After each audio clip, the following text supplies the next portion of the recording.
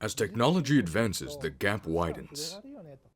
However, AI may actually be a technology that reduces inequality.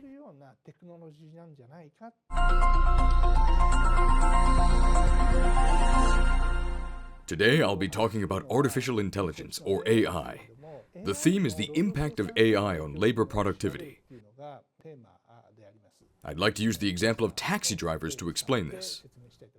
As for what the AI actually does, based on customer boarding patterns, it guides drivers to locations with a high probability of picking up passengers.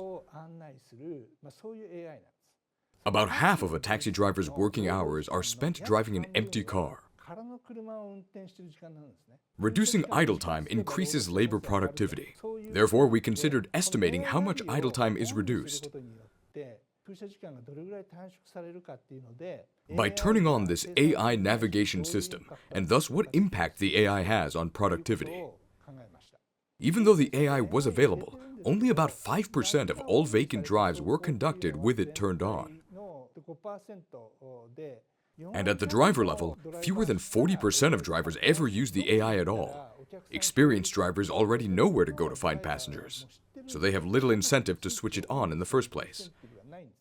In short, a simple analysis without considering these factors will find that the hours with AI use tend to have longer vacant times. The first step in addressing this problem was to account for the fact that each driver has their own baseline, alpha for vacant length, in our estimations. These were the results. We found that turning on the AI navigation system reduced subsequent vacant time by about 5%. The productivity gains from AI were observed only among drivers of low skill levels.